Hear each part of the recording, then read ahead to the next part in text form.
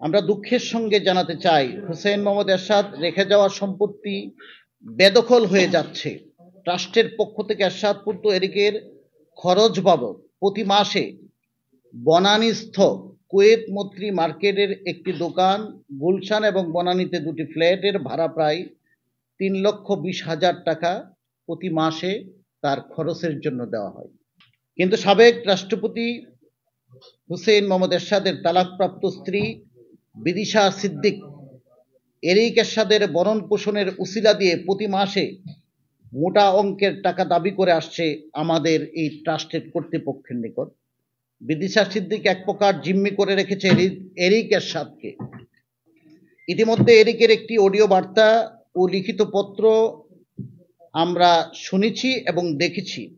2023 সালের 18ই জানুয়ারি এরিকের এই অডিও বার্তা সংবাদ সম্মেলনের মাধ্যমে এই সাংবাদিক মহল এবং দেশবাসীকে শোনানো হয়েছিল। পল্লীবন্ধু এরশাদ ও তার গঠিত অধিভুক্ত ট্রাস্ট সম্পদে সাবেক স্ত্রী বিদিশা সিদ্দিকের কোনো প্রকার অধিকার দেওয়া হয়নি। কিন্তু তার মৃত্যুর পর বিদিশা সিদ্দিক আইনি জটিলতার কারণে ট্রাস্টিবুদের কবজায় না নিতে পারলেও এর অধিকাংশ সম্পদ বর্তমানে সে দখলে রেখেছে। 2019 সালের 7 এপ্রিল সম্পাদিত একটি দলিল ট্রাস্ট গঠন করে তার বিষয় সম্পত্তির বড় অংশ সেখানে দান করেন এরশাদ। ট্রাস্টের লক্ষ্য উদ্দেশ্য বলা হয়েছে ছেলে শাহতাজ আরাব এরিক ভরণ পোষণ এবং জনহিতকর কাজে ব্যয় হবে সম্পত্তি থেকে অর্জিত আয়। ট্রাস্টের আয় ভোগ ও কর্মকাণ্ডে অংশীদার হতে পারবেন না বিদিশা। তিনি এমন দাবি করলে তা আইনের দৃষ্টিতে গ্রহণযোগ্য হবে না। কিন্তু এরশাদের মৃত্যুর 4 মাস পরই পুত্র এরিককে খাওয়ানোর কথা বলে বারিধারা প্রেসিডেন্ট পার্কে ঢুকেন এরশাদের তালাকপ্রাপ্ত স্ত্রী বিদিশা সিদ্দিক। ট্রাস্টের পর্যায়ক্রমে প্রেসিডেন্ট পার্কের পুরো সকল কর্মকর্তা কর্মচারীদেরকে তিনি বিদায় করে দেন। বারিধারা প্রেসিডেন্ট পার্কে 7,042 স্কোয়ার ফিটের একটি ফ্ল্যাট ও পার্কিং, গুলশান 6 নম্বর সড়কে 4 বি 96 নম্বর বাড়িতে সড়ক বি 4 বি বাড়িতে 2,071 স্কোয়ার ফিটের বনানী আল নাহিয়ান ট্রাস্টের সংযুক্ত আরব আমিরাতে মূর্তি কমপ্লেক্সে 1,060 বর্গ ফিটের একটি দোকান, রংপুরে পল্লী নিবাস, রংপুরে মিঠাপুকুরে পল্লীবন্ধু কোল্ড স্টোরেজ এবং 15,09,00,000 টাকা ব্যাংকে স্থায়ী আমানত ও সঞ্চয় এবং 5টি গাড়ি ট্রাস্টে দান করেন এরশাদ। 15,09,00,000 টাকা স্থায়ী ব্যাংক আমানত ও সঞ্চয় শেয়ার এবং 5টি গাড়ির বাকি সম্পদ স্ত্রী রওশন এরশাদ এবং বড় ছেলে রাহাগীর আল মাহির এরশাদকে দিয়ে গেছেন সাবেক রাষ্ট্রপতি।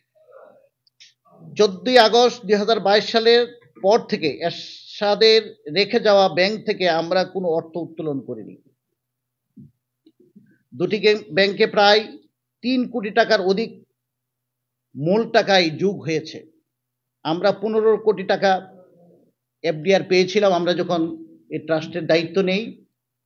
ট্রাস্টের সকল খরচাদি এবং এরিকের ভরণ পোষণ এবং পল্লী নিবাসের যে সমস্ত ব্যয় এবং অসমাপ্ত কাজ আমাদের ট্রাস্টের বর্তমান চেয়ারম্যান জাহাঙ্গীর সাহেবের নেতৃত্বে আমরা অসমাপ্ত কাজগুলি মোটামুটি সম্পন্ন করেছি।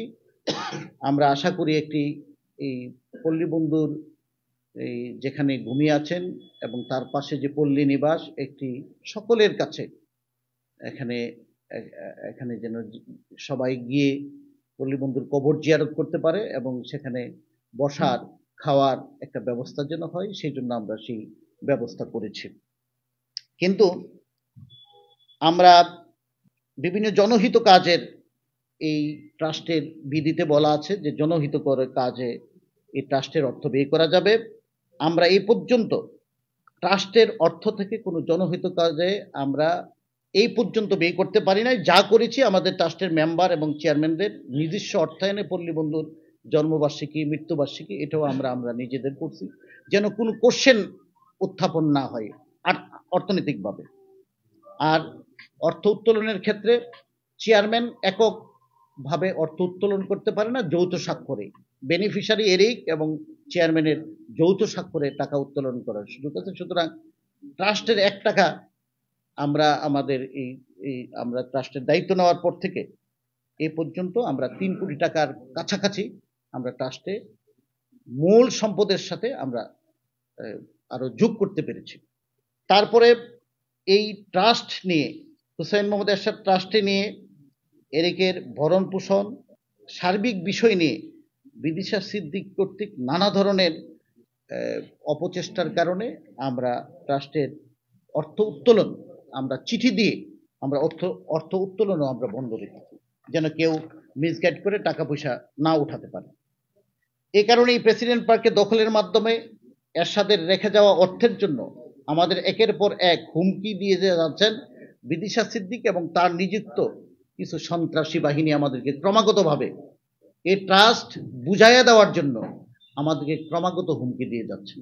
এরশাদের মৃত্যুর পর থেকে তিনি অপ্রাপ্তবয়স্ক এবং শারীরিক প্রতিবন্ধী ছেলেকে দেখভালের নাম করে ট্রাস্টকৃত সম্পদের নিষেধাজ্ঞা থাকা সত্ত্বেও জোরপূর্বক বসবাস করছেন। এরপর থেকেই প্রেসিডেন্ট পার্কে শুরু হয় অসামাজিক অনৈতিক কর্মকাণ্ড। সারা বাংলাদেশে আমরা বিভিন্ন টিভি এবং বিভিন্ন সোশ্যাল মিডিয়ার মাধ্যমে আমরা দেখেছি। আমরা ট্রাস্টের পক্ষ থেকে তদন্ত করেছি। অবসরপ্রাপ্ত সামরিক কর্মকর্তা, ব্যবসায়ী, সমাজের উঁচু শ্রেণীর এক শ্রেণীর ক্ষমতালোভী ব্যক্তিদেরকে নিয়ে বিদিশা খুলে বসেন মদের জলসা, যেটা আমরা দেখেছি বিভিন্ন সময়। প্রেসিডেন্ট পার্কে প্রতি রাতেই চলে অনৈতিক অসামাজিক কর্মকাণ্ড। এই ধরনের অভিযোগ আমরা পেয়েছি, আমরা সেটা তদন্ত করে সত্যতা পেয়েছি। কখনো এসব অপকর্ম জোরপূর্বক এরশাদ পুত্র এরিককে জানানোর চেষ্টা করা হয়েছে। এই বিষয়ে এরিক আমাদের কাছে লিখিত অভিযোগও আমাদের কাছে ট্রাস্ট কর্তৃপক্ষের কাছে দিয়েছে। ভিডিও ধারণের উদ্দেশ্যে হচ্ছে এবং বিভিন্ন মানুষকে মদ পায় অবস্থায় ভিডিও করে এটি সামাজিক যোগাযোগ মাধ্যমে ছড়িয়ে দিয়ে বিভিন্ন মানুষকে ফাঁসিয়ে দিয়েছে, অনেক মানুষকে জেলও খাটিয়েছে বিভিন্ন ধরনের অপকর্ম করে। এটা প্রেসিডেন্ট পার্ক যেন একটা ব্ল্যাকমেইলের একটা কেন্দ্রবিন্দু পরিণত হয়েছে। কেউ তার কর্মকাণ্ডের বিরোধিতা করলে তাকে এসব ভিডিও দিয়ে ফাঁসিয়ে দেওয়ার হুমকি দিয়ে থাকেন তিনি। এরূপ পরিস্থিতিতে হুসাইন মোহাম্মদ এরশাদ ট্রাস্টকে মুক্ত করতে প্রশাসন সহ জাতীয় পার্টির সর্বস্তরের নেতাকর্মীদের সজাগ থাকতে এবং সহযোগিতার অনুরোধ জানাচ্ছি। আপনাদের সকলকে ধন্যবাদ।